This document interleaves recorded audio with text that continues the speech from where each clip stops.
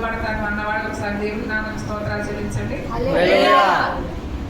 ఈ క్షణమే దేవుడు మాట్లాడితే చాలు, ఈ క్షణమైనా నేను లోబడతాను కదండి అందరూ కదా. చక్కగా దేవుడికి విధేయత మీరు చూపించారు. ఇప్పుడు హల్లెలూయా చెప్పడం కాదు, ఎప్పుడు నేను చెప్తానమాట. ఎలాంటి సడన్ షాక్లు ఎన్నో వస్తూ ఉంటాయి మీకు. అప్పుడు ఈ షాక్ వచ్చినప్పుడు మీరు ఏం చేయాలి? దేవుడి సన్నిధిలోకి లోబడి, నేను ఉన్నాను, నా పనులు నాకు ముఖ్యం కాదు, నేను నా పనుల్లో మొదలడం నాకు ముఖ్యం కాదు, ఇవన్నీ తర్వాత చూసుకుందాం, దేవుడు ఇచ్చిన ఈ సమయం దేవుడికి ఏం చేద్దాం, సద్వినియోగం చేసుకుందాం అనేవాళ్ళు కరువైపోయిన దినాల్లో మనం ఉన్నాం. కాబట్టి నిజంగా దేవుడు మనకి ఇచ్చిన గొప్ప ఆధిక్యత ఇది. నేను నిజంగా దేవుడి నామాన్ని ఎంతో గణపరుస్తున్నాను. వేళ్లే కావాలని దేవుడు అడుగుతూ ఉన్నాను. ఎందుకంటే దేవుడు చేట ఆయన చేతిలో ఉంది, చిరుగుతున్నాడు. ఒక్కొక్కరిని ఏం చేస్తూ ఉన్నాడంటే చేటలో అనే కొంత ధాన్యాన్ని పెట్టుకుని ఆయన చిరుగుతూ ఉన్నప్పుడు తప్ప తాలు ఇవన్నీ కూడా ఎగిరిపోతున్నాయంట. గాలికి ఏం చేస్తున్నాయి? ఎగిరిపోతా ఉన్నాయంట. పొట్ట పోసుకున్న గింజ అంటారు చూసారా, ఆ గింజ బాగా తయారైపోయింది. ఇంకా ఎంత చేట ఆయన చేతిలోనే ఉంది, ఆయన ఎంత చెరిగినా కానీ ఎక్కడ ఆ గింజ. హల్లెలూయా. ఆ గింజ నువ్వే కదా, నమ్ముతున్నావా నువ్వేనని? ఆ గింజకి ఎగరదు, అది పొట్ట పోసుకుంది. ఎంత సైజు ఉండాలో అది అసలు మొత్తం పరిపూర్ణంగా ఆ యొక్క పొట్టికి పరిపూర్ణంగా అది గింజ తయారయ్యి ఆ చేటలోనే ఉంది. దేవుడు ఎంత చెరిగినప్పటికీ కూడా ఆ గింజ ఏమవుతలేదంటే ఎగిరిపోవట్లా. పొట్టు అయితే ఏమవుతుంది? గాలికి ఎగిరిపోతూ ఉంది, కానీ గింజ మాత్రం ఆయన చేటలోనే ఉంది. వీళ్ళే దేవుని యొక్క రాజ్యాన్ని స్వతంత్రించుకునేవాళ్ళు. హల్లెలూయా. కాబట్టి ఇంకా మీరు గట్టి గింజల్లాగా తయారవుతారు అనుకుంటూ ఉన్నాను. అలా అని చెప్పి సేవకు పొగడకూడదు. అసలు నిజంగా పొగడకూడదు. నేను నా జీవిత అనుభవంలో చూశాను. నేను ఎప్పుడైతే ఎవరినైతే పొగిడానో వాళ్ళు దేవుడికి కొంచెం మెల్లిగా దూరం అయిపోతూ వచ్చారు. అందుకని అప్పటి నుంచి అనుకున్నాను, ప్రభువా ఏ సమయంలోనూ ఏ యొక్క విధానంలోనూ నేను మాత్రం పొగడను. ఎందుకంటే వారు చేసిన పనిని బట్టి, వారు చేస్తున్న త్యాగాన్ని బట్టి నీకు మాత్రమే కృతజ్ఞతాస్తుతులు చెల్లిస్తాను. కానీ పొగిడే పరిస్థితిలోకి వస్తే కనుక వాళ్ళు ఏమైపోతున్నారంటే దూరం అయిపోతున్నారు ఆయన అని చెప్పి దేవుని సన్నిధిలోనే ప్రార్థించడం జరుగుతుంది. దేవుని యొక్క వాక్యాన్ని మనం చదువుకుందాం. దేవుడి మొదటి పూట మనకి ఇస్తున్న దేవుని యొక్క వాక్యము 2వ దినవృత్తాంతాల గ్రంథము 2వ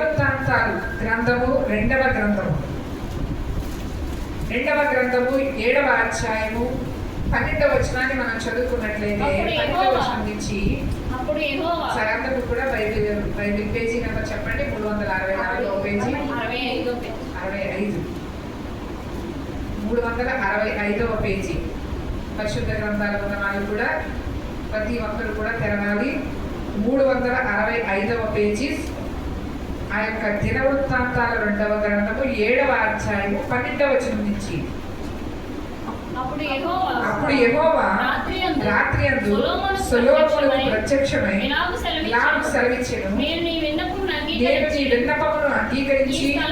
ఈ స్థలమును నాకు బలులు అర్పించు మందిరముగా కోరుకుంటుని, వాన కురియకుండా నేను ఆకాశమును మూసివేసినప్పుడే గాని దేశమును నాశనము చేయుటకు మిడతలను సెలవిచ్చినప్పుడే గాని నా జనుల మీదకి తెగులు రప్పించినప్పుడే గాని నా పేరు పెట్టబడిన నా జనులు తమను తాము తగ్గించుకుని ప్రార్థన చేసి నన్ను వెదకి తమ చెడు మార్గములను విడిచినేడలా ఆకాశము నుండి నేను వారి ప్రార్థనను విని వారి పాపమును క్షమించి వారి దేశమును స్వస్థపరచుదును. ఈ స్థలమందు చేయబడు ప్రార్థన మీద నా కను దృష్టి నిలుచును, నా చెవులు దానిని ఆలకించును. హల్లెలూయా. దేవుడు సొలొమోను గారి ద్వారా దేవుడు ఇక్కడ మాట్లాడుతూ ఉన్నాడు. అప్పుడు యెహోవా రాత్రియందు సొలొమోనుకు ప్రత్యక్షమై ఇలాగూ సెలవిచ్చెను. ఆయన సుందరమైన దేవాలయమును నిర్మించిన తరువాత దేవుడు సొలొమోనుతో మాట్లాడుతూ ఉన్నాడు. ఆ రాత్రి ఆయన ఎవరితో మాట్లాడుతూ ఉన్నాడంటే సొలొమోనుతో మాట్లాడుతూ ఉన్నాడు. ప్రత్యక్షమై దేవుడి యొక్క ప్రత్యక్షత సొలొమోను పొందుకున్నాడు. మరి మనము దేవుని యొక్క ప్రత్యక్షత మనం పొందుకున్నామా? ఉపవాసం ఉన్నాము అంటే, దేవునికి బలి అర్పించాము అంటే, దేవుని యొక్క సన్నిధానంలో ఆయన ప్రత్యక్షతను మనం పొందుకోవాలి. అది అసలైన ఉపవాసం. ఇంకా యెషయా గ్రంథంలో చెప్తాడు ఆయన, అసలైన ఉపవాసం అంటే ఇంకా ఆత్మీయంగా దేవుడిలో బాగా ఎదిగిన వాళ్ళు చేసే ఉపవాసం ఏంటో చెప్పమంటారా? వాళ్ళ కోసం వాళ్ళు ప్రార్థన చేసుకోరు, వాళ్ళ కోసం వాళ్ళు ఉపవాసం ఉండరు, వాళ్ళ కుటుంబాల కోసం వాళ్ళు కన్నీరు కార్చరు. ఎవరి కోసం కన్నీరు కారుస్తారంటే, దుర్మార్గులు కట్టిన కట్లతో బంధింపబడిన వారి కొరకు కన్నీరు కారుస్తారంట. కాడివారు మేకులు అంటే ఒక చేతబడి చేసేవాడు బంధించేస్తాడు చూసారా మేకుల చేత, అలాంటి బందిఖానాలో ఉన్న వారి కొరకు కన్నీరు కారుస్తారంట. అలాంటి వారి కొరకు కన్నీరు కార్చేది నిజమైన ఉపవాసం అంటాడు. అర్థమైందండి? మన కొరకు మనం చేసుకోవాలి కాదు అని అన్నాం. అర్థమైందా? మన కొరకు మనం చేసుకోవాలి కాదు అని అన్నావు. కానీ నువ్వు ఇంకా ఒక మెట్టు పైకి ఎదిగావు అంటే, ఒక మెట్టు పైకి ఎక్కావు అంటే గనక ఎవరి కోసం నువ్వు కన్నీరు కారుస్తావంటే, నీ కుటుంబం కొరకు కాకుండా ఎవరైతే బంధింపబడ్డారో, ఎవరైతే సాతాను బంధకాల చేత ఉన్నారో, కాడిమారు మేకుల చేత ఎవరైతే బంధింపబడ్డారో వారి కొరకు నువ్వు ఉపవాసం ఉంటావు. ఇదే కదా నేను కోరుకున్నానంటాడు దేవుడు. ఇదే కదా నాకు అనుకూలమైన ఉపవాసం అంటాడు, నాకు ఇష్టమైన ఉపవాసం అంట. దేవుడికి ఇష్టమైనది ఏంటంట? ఇలాంటి ఉపవాసం దేవుడికి ఇష్టమైందంట. మరి ఎంతమంది చేయగలుగుతాం ఇలాంటి ఉపవాసం? ఇలాంటి ఉపవాసం ఎంతమంది చేయగలుగుతాం? ఎంతసేపు మన గురించి మనం ఆలోచించుకోవాలి. ఎందుకంటే ఆలోచించుకోవాలి, కరెక్టే, నేను కాదు అనట్లా. కానీ ఒక మెట్టు ఎదిగిన నీవు ఎవరి కోసం ఉపవాసం చేస్తూ ఉన్నావు? ఎవరి కోసం నువ్వు కన్నీరు కారుస్తూ ఉన్నావు? ఎంతమందో ఇలాంటి ఆత్మీయ స్థితిలో ఎదిగిన వాళ్ళు కన్నీరు కార్చబట్టే నీవు నేను వాళ్ళ యొక్క కన్నీటి ప్రవాహంలో నుంచి కొట్టుకుని వచ్చి ఇక్కడ నిలబడ్డాం, ఇక్కడ కూర్చోగలుగుతున్నాం కదండి. వాళ్ళు ఇంకా తమ కుటుంబాన్ని విడిచిపెట్టి తమ కుటుంబాల కొరకు కాకుండా ఎంతమంది అయితే బంధకాలలో ఉన్నారో, సాతాను యొక్క బంధకాలలో ఉన్నారో వారి కొరకు వారు కన్నీరు కార్చారు.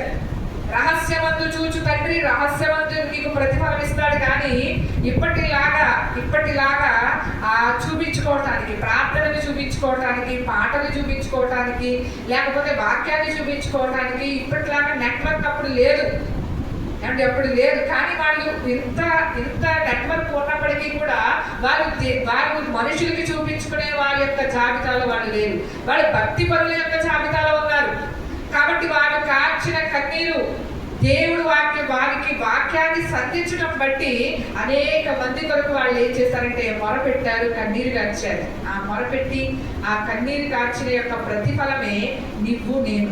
అర్థమైందండి? నువ్వు నేను, అలాంటి ప్రతిఫలమే నువ్వు నేను. అది నువ్వు ఎప్పుడు కూడా గుర్తించుకోవాలి. ఎందుకు ఈ విషయాన్ని మీతో చెప్తూ ఉన్నానంటే, దేవుడికి ఇష్టమైన ఉపవాసం మనం చేస్తున్నామా, లేకపోతే మన ఇష్టానుసారమైన ఉపవాసం మనం చేస్తున్నామా? ఒక లిమిట్ మనం పెట్టుకుని ఉపవాసం చేస్తూ ఉన్నామా? దేవుడికి ఇష్టమైన ఉపవాసం చేస్తున్నామా? అంటే ఉపవాసంలో కూడా ఇన్ని రకాలు ఉన్నాయండి అంటే నిజమే, ఉన్నాయి.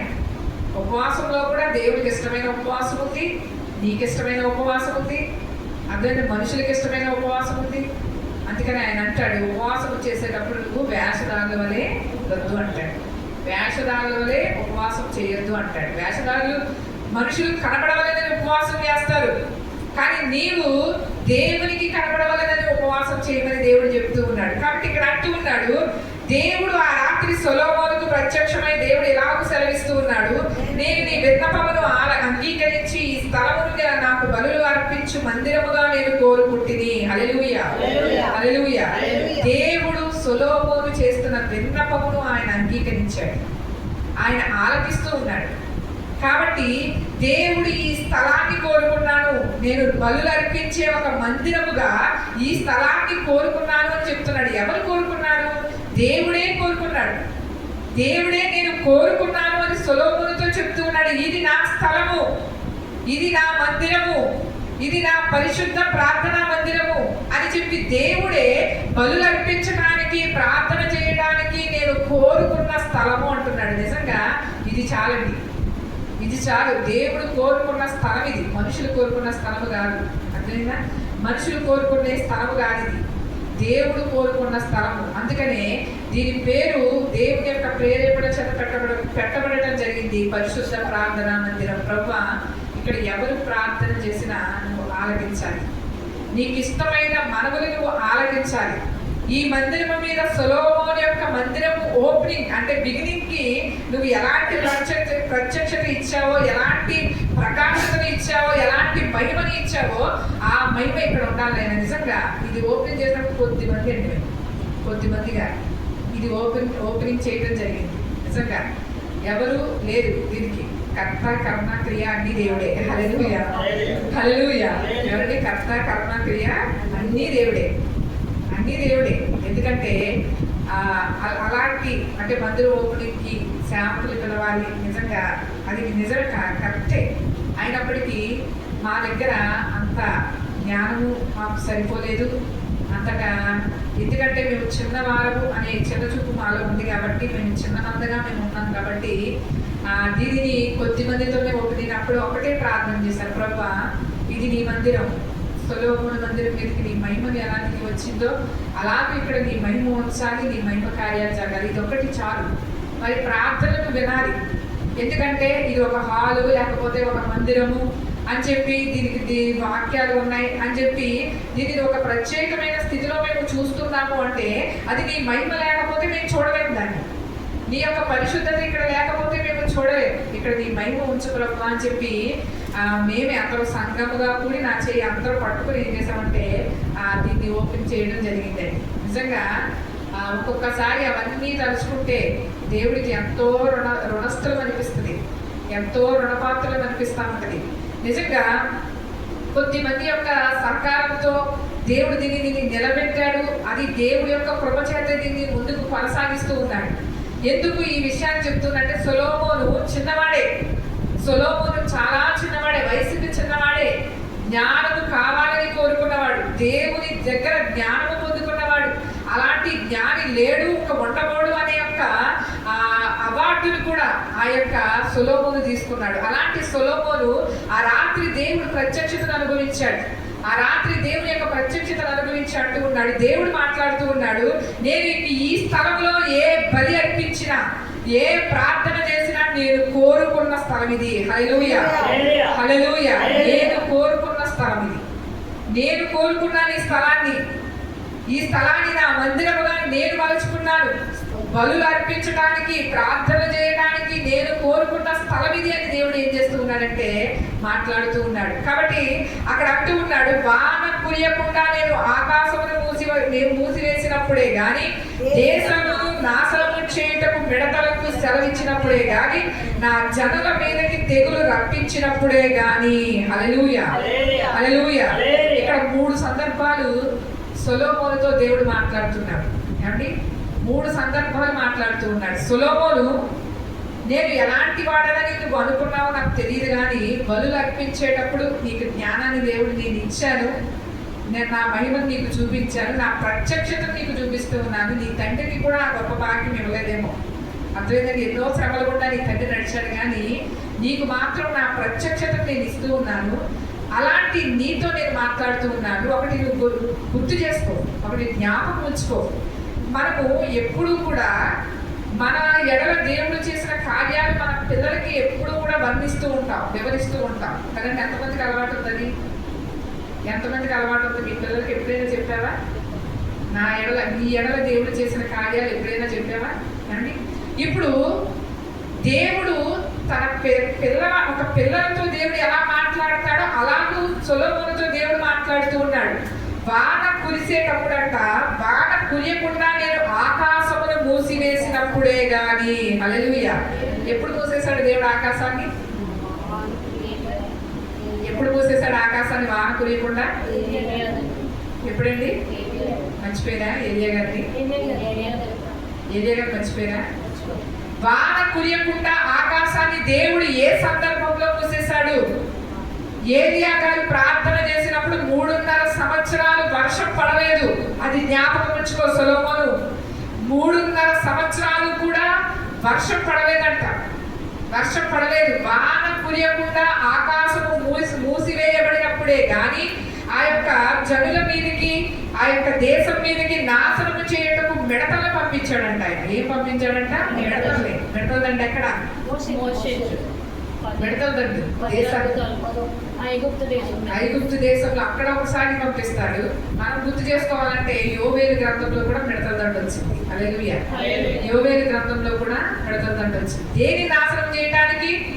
దేశం నాశనము చేయటానికి, దేశాన్ని నాశనము చేయటానికి, పంటను తినివేయటానికి. పంటే ఈ యొక్క దేశానికి ఆధారం అండి.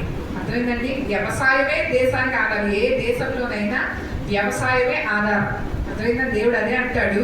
ఆ యొక్క ప్రసంగి గ్రంథకర్త చాలా చక్కగా చెప్తాడు. ఏలేవాడంట భూమిని ప్రేమించేవాడై ఉండాలంట. అర్థమైందంటే మన దేశాన్ని ఏలేవాడు కానీ, మన రాష్ట్రాన్ని ఏలేవాడు కానీ దేన్ని ప్రేమించేవారై ఉండాలంట? భూమిని సేద్యపరిచేవాళ్ళు, దానిని ప్రేమించే వాళ్ళై ఉండాలంటాడు దేవుడు. ఆ యొక్క భూమిని, దేశాన్ని నాశనం చేయడానికి మిడతల దండ వచ్చినప్పుడే గాని, ఆకాశము మూయబడినప్పుడే గాని, బాణం కురియకుండా ఆకాశము మూయబడినప్పుడే గాని, నా జనుల మీదకి తెగులు రప్పించినప్పుడే గాని, నా జనుల మీదకి భయంకరమైన తెగులు రప్పించినప్పుడే గాని, ఈ మూడు సందర్భాలలో కూడా నా పేరు పెట్టబడిన నా జనులు తాము తగ్గించుకుని ప్రార్థన చేసి నన్ను వెతికితే, హల్లెలూయా హల్లెలూయా. ఈ మూడు సందర్భాలలో కూడా జనులు ఎప్పుడైతే నా పేరు పెట్టబడిన నా జనులు తాము తగ్గించుకుని ప్రార్థన చేసి వెతికిన ఎడల, హల్లెలూయా. ఇలాంటి సందర్భంలో దేవుడు పంపిన ఈ మూడు ఉగ్రతల్లో కూడా జనులు మరలా తిరిగి మారు మనసు పొంది దేవుడు పేరు పెట్టబడిన జనులు తగ్గించుకున్నారంటండి. హల్లెలూయా హల్లెలూయా. అర్థమైందంటే తగ్గింపులో ఎంత గొప్ప మార్గం ఉందో. ఎప్పుడైతే నా పేరు పెట్టబడిన నా జనులు తమ్మును తాము తగ్గించుకుని, ఇతరులు తగ్గించడం కాదు. మనకి ఇతరులు తగ్గించడం అంటే ఈజీ.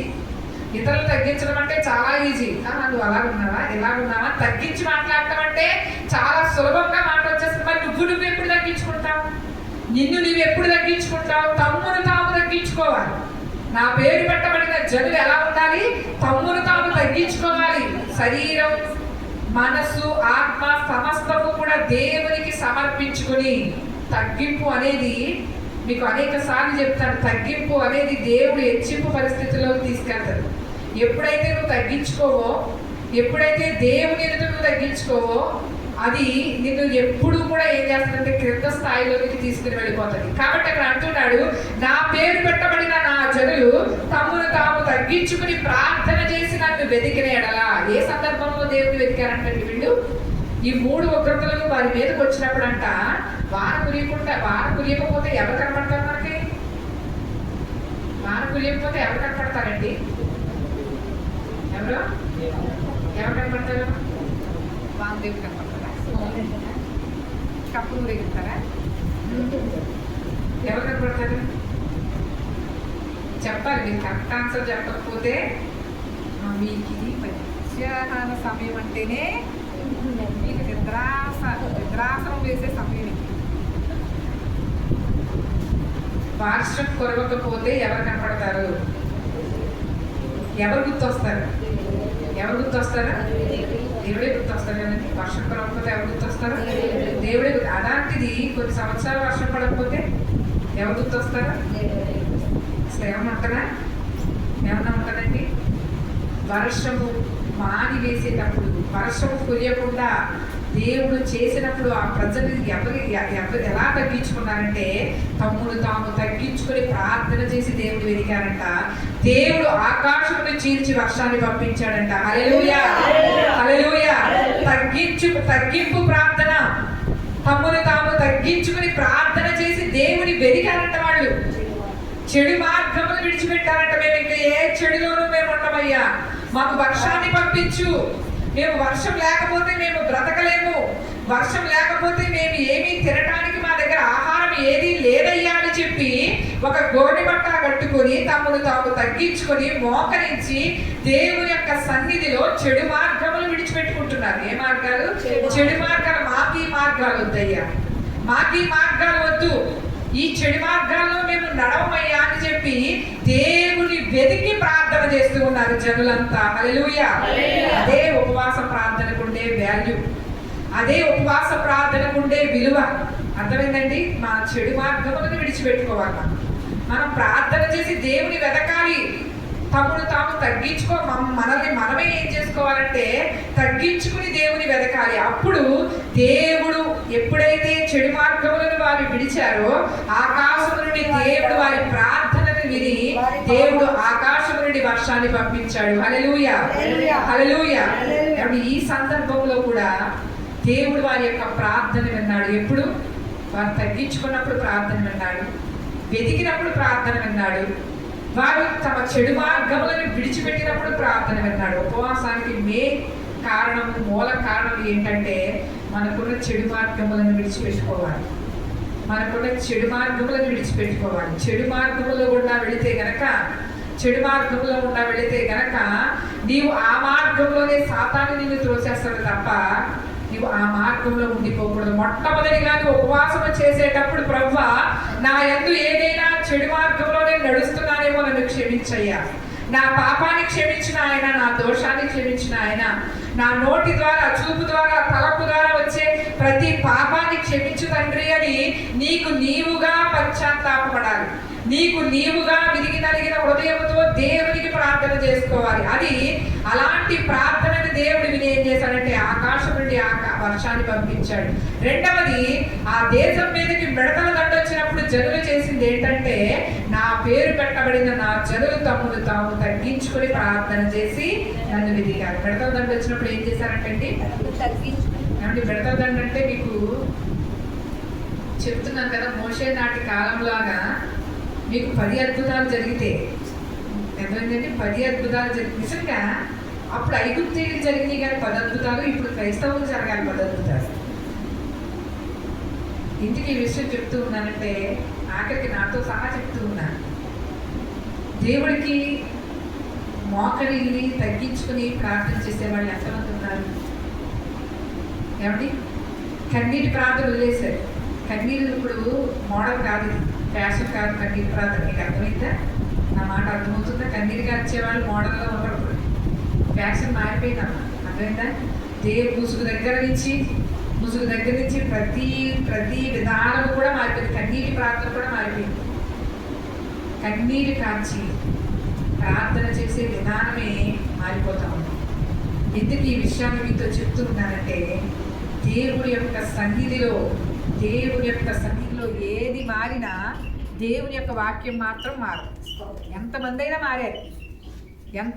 మారారు. ఆ మారే వాళ్ళ గురించి నీ విశ్వాసాన్ని, నీ ఆత్మీయతని నువ్వు పోగొట్టుకోకూడదు. ఆ మారే వాళ్ళ వంక చూసి నువ్వు పోగొట్టుకున్నావంటే వాళ్ళు ఏమన్నా చిరకాలము యుగయుగాలు నీతో ఉంటారా?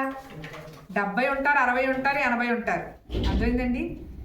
70 ఉంటారు, 60 ఉంటారు, 80 ఉంటారు. కానీ అన్ని విధాలుగా నీతో వాళ్ళు ఉండరు కదా. జనుల మీదకి మిడతల దండ వచ్చింది. మోషే యొక్క దినాలలో 10 అద్భుతాలు కూడా ఎంతో భయంకరమైనవి. ఐగుప్తీయుల యొక్క ప్రజలు నరకాన్ని అనుభవించారు. అర్థమైందంటే భూమి మీద ఉండగానే నరకం ఏంటో వాళ్ళు చూశారు. మిడతల దండ అంటే మీరు ఏదో 4 మిడతలు 3 మిడతలు అనుకుంటున్నారు మీ ఇంట్లోకి వచ్చే మిడతలు. అర్థమైందా? ఆ మిడతల దండ కాదమ్మా, పంటలు తినివేసే మిడతలు. అర్థమైందా? ఒక్క మిడత పట్టిందంటే ఆ చెట్టు నాశనం అయిపోతుంది, ఆ యొక్క మొక్క నాశనం అయిపోతుంది. ఏ మాత్రము ఎదుగుండదు, బొదుగుండదు, ఫలింపుండదు, ఏమీ ఉండదు. అలాంటి మిడతల దండు దేశాన్ని ఏలుతూ ఉన్నప్పుడు, పంటల మీదకి వచ్చినప్పుడు, ఆ యొక్క పంటలంతటిని తినివేసేటప్పుడు నువ్వేం చేయాలి?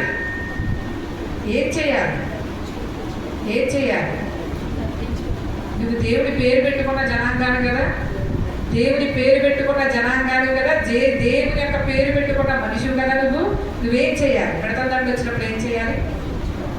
ఉండండి, నేను దాన్ని కొట్టేస్తాను, చదివేస్తాను, ఒక డబ్బా పట్టుకుంటాడు, అయ్యే పోతాయండి అంటావా?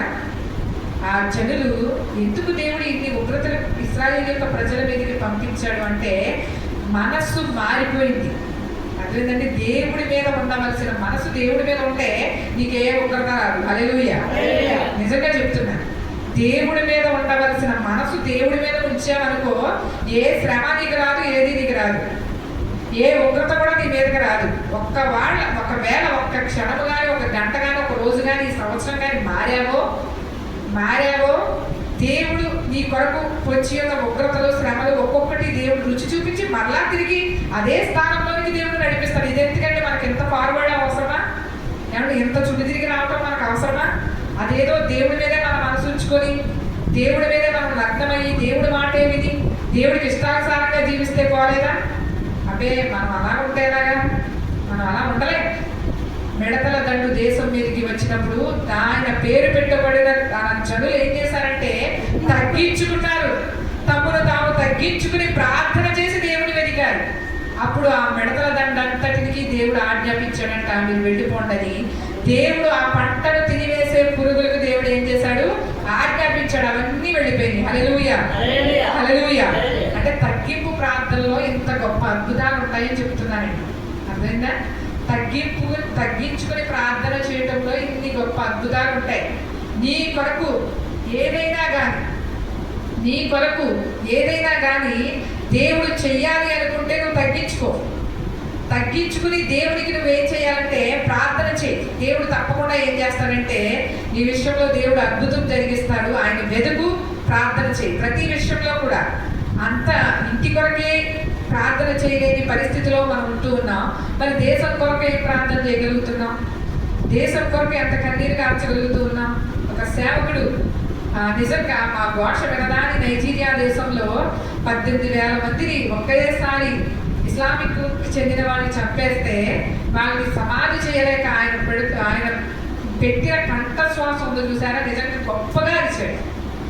ఎంత గొప్పగా ఇచ్చాడంటే మమ్మల్ని పట్టించుకునే వాళ్ళే లేదా, మేము దేవుని కొరకు ప్రాణం పెట్టేశారు.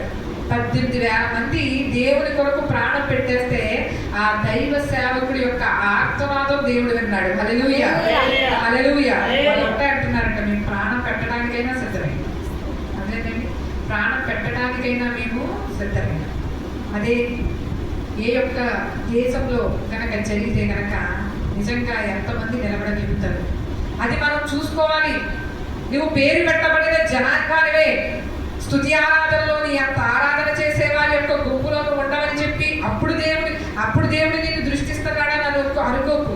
ప్రార్థన చేసేవారి గుంపులో నువ్వంత నీ అంత ప్రార్థనా పరురాలు, నీ అంత భక్తి పరురాలు ఉండవని దేవుడు ఆ గుంపులో నిన్ను చూస్తున్నాడని నువ్వు అనుకోకు. అదేవిధంగా నీ అంత వాక్యము చెప్పే యొక్క స్త్రీ కానీ, వాక్యము చెప్పే పురుషుడు కానీ, దైవ సేవకుడు కానీ లేడు అనే గుంపులో దేవుడు నిన్ను చూస్తున్నాడని నువ్వు అనుకోకు. అర్థమైతే ఏ గుంపులో నిన్ను చూస్తున్నాడు? నా కొరకు ప్రాణం పెడుతుందా లేదా అనే గుంపులో నిన్ను చూస్తున్నాడు. ఆ గుంపులో ఉన్నావా లేదా అని చూస్తున్నాడు. ఈ గుంపులో ఎవరైనా చేసేస్తాం. అంటే 1,00,000 మంది మీద నీకు ఒక మైక్ ఇచ్చేస్తే దేవుడు ఆరాధన చేయమంటే ఎందుకు చెయ్యవు నువ్వు? అదేవిధంగా కళ్ళజోడు ఇక్కడ ఉండవలసిన కళ్ళజోడు ఎక్కడికి వెళ్ళిపోద్ది? అదేవిధంగా ఇక్కడ ఉండవలసిన కళ్ళజోడు ఎక్కడికి వెళ్ళిపోద్ది? నీ స్టైల్ మారిపోద్ది, నీ యొక్క విధానం మొత్తం అన్నీ మారిపోతాయి. ఎందుకంటే నేను 1,00,000 మంది చూస్తున్నారు కాబట్టి. అదేవిధంగా 1,00,000 మంది చూస్తున్నారు కాబట్టి నీ విధానం అంతా నువ్వు మార్చేసుకుంటావు. మరి దేవాది దేవుడిని చూడట్లేదా? దేవాది దేవుడిని నిన్ను పలకరించడం లేదా? నీతో ఆయన మాట్లాడటం లేదా? ఏ ఉపద్రవం దేశం మీదకి వచ్చినా క్రైస్తవులు మొట్టమొదటిగా చేయవలసింది తాము తగ్గించుకొని ప్రార్థన చేసి దేవుని వెదకాలి. చెడు మార్గములను విడిచిపెట్టి ప్రభువా నా దేశాన్ని స్వస్థపరచు, నా దేశాన్ని కాపాడు ప్రభువా అని చెప్పి ప్రార్థన చేయాలి. మన ఆదివారం కూడా మీతో చేయించిన ప్రార్థన అదే. అట్లయితే దేవుడు నిజంగా మన మీదకి దేవుడు తుఫాను రాకుండా దేవుడు కాపాడాడు. హల్లెలూయా, హల్లెలూయా. ఎప్పుడైనా నమ్ముతావా దేవుడు మన ప్రార్థన ఆలకిస్తున్నాడని? నిజంగా కాకినాడకే వచ్చి ఉంటే అక్కడే తీరం దాటుంటే నువ్వు నేను రేగి చెట్లు ఎగిరినట్టు చక్కగా పైకి ఎగురుతూ. కానీ దేవుడు ఆ ప్రార్థన ఆలకించాడనే విశ్వాసం నీలో కొద్ది గొప్ప కలుగుతూ ఉందా? దేవుడు నేను ఆదివారం ప్రార్థన చేశాను కదా, దేవుడు నా ప్రార్థన ఆలకించాడు. నాది అనట్లేదమ్మా, ఇది కూడా అదేవిధంగా నాది అని ఎవరికి వాళ్ళు అనుకోవాలి. దేవుడు నా ప్రార్థన ఆలకించాడు. దేవుడు ఈ ఉపద్రవం నుంచి నన్ను ఏం చేశాడు? తప్పించాడు. ఇప్పుడు నువ్వు నేను ఇలా కూర్చున్నామంటే ఎంతమంది నిజంగా మన గొప్పతనం ఏమీ కాదు, దేవుడి యొక్క కృప మాత్రమే. అలాగూ జనుల మీదకి తెగులు వచ్చినప్పుడు కూడా ప్రజలు తమను తాము తగ్గించుకుని ప్రార్థన చేసి దేవుని వెతికారంట. భయంకరమైన తెగులు వచ్చినప్పుడు కూడా జనాంగం తగ్గించుకుని దేవుని ప్రార్థన చేసి చెడు మార్గంలో విడిచిపెట్టారు. ఈ 3 సందర్భాలలో కూడా నీవు నేను చేయవలసింది ఒక్కటే, మనం తగ్గించుకోవడం, ప్రార్థన చేయటం, దేవుని వెతకటం, మన చెడు మార్గాలంటే తీసేసుకోవడం. చెడుని ఎప్పుడు నీ హృదయంలో పెట్టుకుని, చెడుని ఎప్పుడు నీ మనసులో పెట్టుకుని దేవుని ఎలా వెతకగలుగుతావు? ఎలాగ ప్రార్థన చేయగలుగుతావు? దేవుడు మన ప్రార్థన ఆలకిస్తాడా? దేవుడు మన ప్రార్థన ఆలకిస్తాడా? ఇప్పటి నుంచి నేర్చుకో. దేశం మీదకి కానీ రాష్ట్రం మీదకి కానీ ఏదైనా ఉపద్రవం వచ్చినప్పుడు నాకన్నా ముందు నువ్వు చెప్పాలి. ఏమని చెప్పాలంటే, పాస్టర్ గారు ఇలా రాబోతుంది కదా, మనందరము చర్చిలో కూడి ప్రార్థన చేద్దామా అనాలి. అంటే ఒక్కళ్ళైనా అంటారేమో అండి, ఒక్కళ్ళైనా అంటారేమో, ఒక్కళ్ళైనా పాస్టర్ గారు ఇలా అంటున్నారు కదండి, న్యూస్ ఇలా వస్తుంది, వార్తలు ఇలా వస్తున్నాయి, మనందరము ఇప్పుడు నేను అందుకనే మీ మీద భారం పెట్టట్లేదు. ఎప్పుడైతే మీరు హృదయపూర్వకముగా సంఘం చిన్నదైనప్పటికీ, అర్థమైందండి, కొన్ని సంవత్సరాలు మనం చిన్నవాళ్ళం, నడక నేర్చుకుంటున్న వాళ్ళం నాకు తెలుసు. మీ హృదయపూర్వకంగా ఎప్పుడైతే మీరు అంటారు, నేను చేయవలసింది నేను చేశాను. ఇక్కడ నేను ఆ తుఫాను యొక్క సమయంలో నేను చేయవలసిన ప్రార్థన సాయంకాలం వచ్చి నేను ఏం చేశానంటే దేవుడు మొదలుపెట్టుకున్నాను. కానీ మీ హృదయపూర్వకంగా ఎప్పుడు నేను ఉన్నాను, రండి మనందరం కలిసి దేశం కోసం ప్రార్థన చేద్దాం, ప్రజల కోసం ప్రార్థన చేద్దాం, తుఫాన్ల కోసం ప్రార్థన చేద్దాం, వరదల కోసం ప్రార్థన చేద్దాం. ప్రజలందరూ నష్టపోకూడదు. ఎందుకంటే దేవుడు సృజించిన వాళ్ళని ఎవరైనా మనస్ఫూర్తిగా అంటారు అంటే వర్షం పడుతుంది కదండి, క్లైమేట్ చాలా బాగుంది, ఇప్పుడు వండుకుని తింటమే మా ప్రధాన ధ్యేయం. ఏమండి, వండుకుని తింటమే మా ప్రధాన యొక్క ధ్యేయం. నేను అందుకనే నేను మిమ్మల్ని అడగను, అదే నేను ఓపెన్గా చెప్పేస్తున్నాను కాబట్టి మీతో చెప్తున్నాను. ఎప్పుడైతే ఈ మాట మీరు చెప్తారో అప్పుడే కూడా ఏం చేద్దామంటే దేశం కోసం ప్రార్థన చేద్దాం. హల్లెలూయా. అంతే కదండి, ఏదో అంటారు, గుర్రాన్ని చెరువు దాకా తీసుకెళ్తాం, అంతేనా? గుర్రాన్ని చెరువు దాకా తీసుకెళ్తాం. నీళ్ళు తాగించగలుగుతామా? తాగుంటే తాగుతుంది, నిన్నే అనకాల తల్లిదండ్రులు తాగమంటే తాగదు, దానికి దాహమైనప్పుడే తాగుద్ది. కాబట్టి మీ నోటి వెంట ఎప్పుడైతే మీరు అంటారో అప్పుడే ఏం చేద్దామంటే దేశం కొరకు, ప్రజల కొరకు, అందరి కొరకు భారం కలిగి మనం ఏం చేద్దాం, ఏ ఉపద్రవం వచ్చినా దేవుడి సన్నిధిలో తగ్గించుకుంటాం, ఏ ఉపద్రవం వచ్చినా దేవుడికి ప్రార్థన చేద్దాం, ఏ ఉపద్రవం వచ్చినా దేవుడి సన్నిధిని వెతికి ఆయన సన్నిధిలో మనం ఏం చేద్దామంటే తగ్గించుకుని ప్రార్థన చేసి చెడు మార్గం మొట్టమొదటిగా మా పాపాన్ని క్షమించు అనేవాడు ధన్యుడు. హల్లెలూయా. పాపాన్ని పక్కన పెట్టుకొని ప్రార్థన ఆలకించు దేవా అని ఎప్పుడు అనకూడదు. ఎప్పుడు ప్రార్థనలో కూడా నువ్వు పాపం ఒప్పుకోవాలి, అది గుర్తుపెట్టుకో. ఈ ఒక్క మెలకు తెలుసుకో. ప్రార్థన అంటే అందరికీ ప్రార్థన వచ్చు, అందరూ బాగా చేయగలిగిన వారు ఉంటారు, నేర్పరులు ఉంటారు, ప్రార్థనా పనులు ఉంటారు. అంత మాత్రాన అందులో నీ పాపము ఒప్పుకోలని లేదు అనుకో, ఆ ప్రార్థన అంతా వృధా. ఆ పాపం ఒప్పుకోవాలి దేవుడి సన్నిధిలో. ఎందుకంటే మనం మనుషుల మధ్యలో మనం ఉన్నాం, అర్థమైందండి. ఏదో రకమైన పాపము ప్రతి మనిషికి అంటుతుంది. పరిశుద్ధుడు ఒక్కడే, అది దేవాది దేవుడు మాత్రమే. హల్లెలూయా, హల్లెలూయా. ఈ 3 సందర్భాలలో కూడా ప్రజలు చేయవలసింది ఏంటంటే తమను తాము తగ్గించుకుని ప్రార్థన చేసి దేవుని వెతకాలంట. దేవుని వెతికినప్పుడు దేవుడు ఏం చేస్తాడంట, ఆకాశమందున్న దేవుడు వారి ప్రార్థనలు విని వారి యొక్క దేశమును, వారి పాపమును క్షమించి వారి దేశమును స్వస్థపరచుడు. హల్లెలూయా, హల్లెలూయా. ఏమంటున్నాడండి, అలాగూ ప్రార్థన చేస్తే దేవుడు వారి ప్రార్థన వినంట, పాపమును క్షమించి స్వస్థపరిచాడంట. నిజమే కదా, బైబిల్ గ్రంథంలో అనేకమైన వాటిని దేవుడు ఎలా తప్పించాడు. యోనా కాలంలో నినివే పట్టణం అంతా కూడా తుడిపెట్టుకుని వెళ్ళిపోవాలి. అర్థమైందంటే చీపురు ఆ తుక్కును ఊడిస్తే మనం ఎలా వెళ్ళిపోతుందో అలా వెళ్ళిపోవాలి నినివే పట్టణం. కానీ ఎప్పుడైతే ఆ యోనా గారు నినివే పట్టణానికి సువార్తను ప్రకటించారో, ఎప్పుడైతే దేవుడి గురించి చెప్పారో, అయ్యా మీ మీదకి ఉగ్రత వస్తుంది చూసుకోండి, మరి పాపం చాలా ఎక్కువైపోయిందంట, మరి ఏం చేసుకుంటారు మీ ఇష్టం అన్నప్పుడు వాళ్ళు చక్కని దేవుడి మాట విన్నారండి. అసలు క్షణంలో దేవుడి మాట విన్నారు. రాజు మొదలుకొని అల్పుడి వరకు కూడా ఉపవాసం ఉన్నారు, పశువులు ఉపవాసం ఇచ్చారు, దేవుడు సన్నిధిలో ప్రార్థించడం మొదలు పెట్టేశారు. ఇంకా 3 రోజులు ఎక్కడ ఎడతెగకుండా ఉపవాసం. ఎన్ని రోజులు? 3 రోజులు. ప్రభువా ఈ ఉపద్రవం తప్పించి. ఒక్కొక్కళ్ళు ఉంటారు గర్వంగా, వస్తుందా రాని చూద్దాం, కొడతదా కొట్టి, తుడుపు పెట్టేస్తుందా తుడుపు పెట్టి చూద్దామని వాళ్ళు ఉంటారు. కానీ ఆ దేశం, ఆ చిన్న యొక్క పట్టణం, ఆ నినివే పట్టణం దేవుని యొక్క మాట వినింది. కాబట్టి ఇంచుమించుగా 1,20,000 మందిని దేవుడు కాపాడాడు. హల్లెలూయా, హల్లెలూయా. ప్రార్థనను వినే దేవుడై ఉన్నాడు, దేశాన్ని స్వస్థపరిచే దేవుడై ఉన్నాడు. కాబట్టి నీ ప్రార్థన కూడా దేవుడు వింటాడు. ఏదైనా ఒక ఉపద్రవం వచ్చినా ఏదొచ్చినా నీ కుటుంబం, నేను బంగ్లాలో ఉన్నాను, నేను బిల్డింగ్లో ఉన్నాను కాబట్టి నేను సేఫ్ అని అనుకోకు.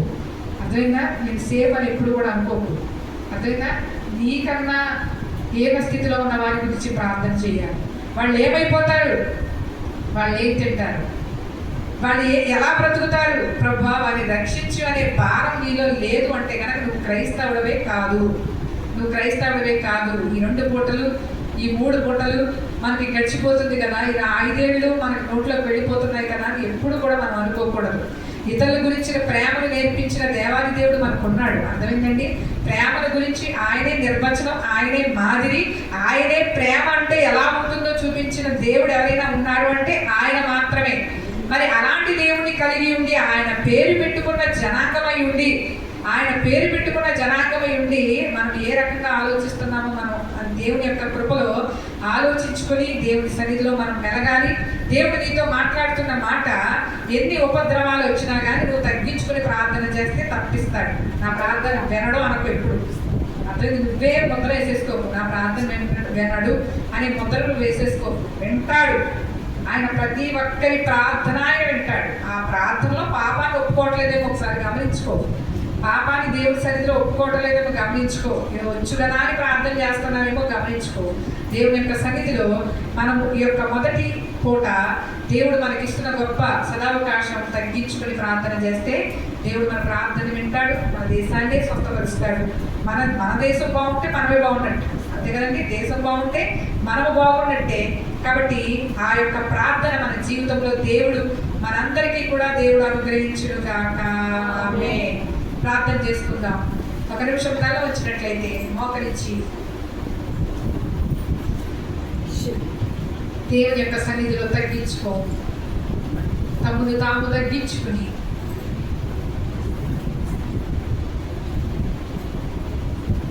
ప్రార్థన చేసి వెతికిన ఎడల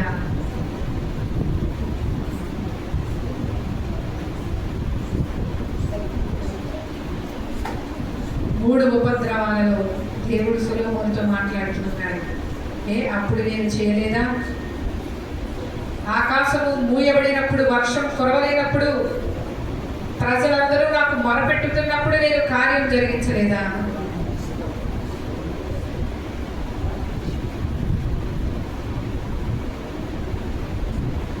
దేశం మీదకి మిడతల దండ వచ్చినప్పుడు, పంటంతా నాశనము చేస్తూ ఉన్నప్పుడు, నా పేరు పెట్టబడిన నా జనులు తగ్గించుకుని ప్రార్థన చేసి చెడు మార్గంలో విడిచిపెట్టినప్పుడు నేను వారి ప్రార్థన ఆలకించి ఆ మిడతల దండకి నేను ఆజ్ఞాపించలేదా? జనుల మీదకి తెగులు వచ్చినప్పుడు ఈ తెగుల చేత మనుషులందరూ చనిపోతూ ఉన్నారు, జనులందరూ చనిపోతూ ఉన్నారు. ప్రభువా ఈ తెగులును ఆపించిన ఆయన అని ప్రజలందరూ మొరపెట్టుకున్నప్పుడు, వారి పాపాన్ని ఒప్పుకుని దేవుని సన్నిధిలో తగ్గించుకొని అడిగినప్పుడు ఆ తెగులును దేవుడు ఆపలేదా? ఏది చేయలేదు నీ జీవితంలో, ఏది జరిగించలేదు ఈ సృష్టిలో ఆయన. ప్రతీదీ ఆయన జరిగించాడు, ప్రతీదీ ఆయన ఆలకించాడు. నీకే స్తోత్రం, జీవాధిపతి నీకే స్తోత్రం, సర్వాధికారి నీకే స్తోత్రం, ఇశ్రాయేలు జనాంగమా నీకే వందనాలు, ఇశ్రాయేలు దైవమా నీకే స్తోత్రాలు, అద్వితీయ సత్యదేవా నీకే స్తోత్రం. అయా చేతులకి ప్రార్థన చేద్దాం. అయా నీకు ఇష్టమైన ఉపవాసం చేయాలి. దుర్మార్గులు కట్టిన కట్లను ప్రజలందరూ బంధింపబడి ఉన్నారు. నా కుటుంబం కాదు నాయన, నా కుటుంబం క్షేమంగా ఉంది, నీకు కానీ జనులు నశించిపోతున్నారు, ప్రజలు నశించిపోతున్నారు నాయన. దిక్కు తోచని పరిస్థితుల్లో, నీకు దూరం అయిపోయిన పరిస్థితుల్లో ఉన్నారు తండ్రి. ఆ జనాంగాన్ని రక్షించండి. ఆ కాడి వారు మేకులు తీయండి నాయన. ఆ దుర్మార్గులు కట్టిన కట్లను విప్పండి దేవా. నీకు మాత్రమే సాధ్యం, నీకు మాత్రమే సాధ్యము తండ్రి. నీకు నశించిపోని ఆయన నీకు స్తోత్రం. అందరూ నీ వారి, అందరూ నీ ప్రజలే ప్రభువా. నీ అద్భుతం మీరు జరిగించమని వేడుకుంటున్నాను. నీ అద్భుతం జరిగించని నశించిన దానిని వెలిగి రక్షించడానికి వచ్చావు అయ్యా. నశించిన దానిని వెలిగి రక్షించడానికి వచ్చావు తండ్రి. నీకే స్తోత్రాలు. పరమ దైవమా, నీకే రక్తములు దాతమకానికి మీరే. ప్రతి సంఖ్యలో చెప్పిన ప్రతి బిడ్డని మీరే విడిపించి నీ అద్భుత కార్యాన్ని మీరే జరిగించండి యేసు నామములో నాయనా. అయ్యా సాతాను వేసే బంధకాల నుంచి బలనిచ్చి ప్రతి బిడ్డ తండ్రిని విడిపించబడటానికి సహాయం సంఖ్యను మీరే తగ్గొట్టమని పాదాలలోక ద్వారాలు ఏమీ తెలవనేరమని చెప్పిన యేసయ్యా నీకే స్తోత్రాలు నాయనా. ప్రతి ఒక్క పాదాలలోక ద్వారాన్ని మీరే తగ్గికే వంద వెరగొట్టమని ప్రభువా నీకే స్తోత్రాలు. అడిచి మీరు వేడుకుంటున్నారు ప్రభువా నీకే స్తోత్రాలు. తండ్రి నీ రాజ్య వారసులుగా ప్రతి బిడ్డనిచ్చి వారి పాపాన్ని క్షమించండి, వారి దోషాన్ని క్షమించండి, వారి జరుగుతున్న నడతలను క్షమించండి. నీ వైపుకు మళ్ళించుకోండి నాయన. ఏ భక్తులు తండ్రి ఆకర్షిస్తేనే కానీ ఎవరు నా యొద్దకు రారన్నావు అయ్యా. నువ్వు ఆకర్షించుకోండి నాయన. స్తోత్రాలు వందనాలు. అద్భుతం మీరే జరిగించినట్టు మొదటి ఎప్పుడిక నువ్వు జయకరంగా జరిగించినట్టు నీకు వందనాలు స్తుతులు స్తోత్రాలు చెల్లించుకుంటున్నావు. సాయంత్రకాలం కూడా ఎంతో జయకరంగా జరిగించండి మా ప్రియ ఎవరైతే అయ్యా నాతో నాయన వాళ్ళందరినీ కూడా మీరే నడిపించి నాయన ఎంతో జయకరంగా మీరే జరిగించండి. మేమందరం ఏకముగా కూడి నాయన ఈ సన్నిధిలో రోధించేవారుగా, నిన్ను ప్రార్థించేవారుగా, నీ నామాన్ని ఘనపరిచేవారుగా మమ్మల్ని అందరినీ కూడా మీరే సిద్ధపరిచి నీ ఘననామానికి మీరే మహిమ ఘనత కీర్తి ప్రభావాలు మీరే పొందుకుంటారని యేసు నామమును అడుగుచున్నాము తండ్రి. ఆమేన్. పరలోకమందున్న మా తండ్రి, నీ నామము పరిశుద్ధపరచబడుగాక. నీ రాజ్యం వచ్చుగాక. నీ చిత్త పరలోకమందు అపరాధం చేసిన క్షమించిన ప్రకారం అపరాధం నిశ్చిత రాజ్యము బలము శక్తి మహిమ నిరంతరం నీవైనావు తండ్రి. ఆమేన్. నీ రక్తమే చేతుల రక్తమే చేతుల వేసిన సంపూర్ణ జీవితం అపవాదికి రక్త నాశనం కలుగుతుందా. ఆమేన్. ఆమేన్. తండ్రి దేవుడి ప్రేమ కుమారుడి సదాకాలం రోజుల విధులకు సంగతి ఆయన కృప తోడైంది నడిపించుకున్నాను గాక. ఆమేన్. ఆమేన్. ధన్యవాదాలండి. సాయంత్రం 6 గంటల నుంచి 9 గంటల వరకు కూడా దేవుని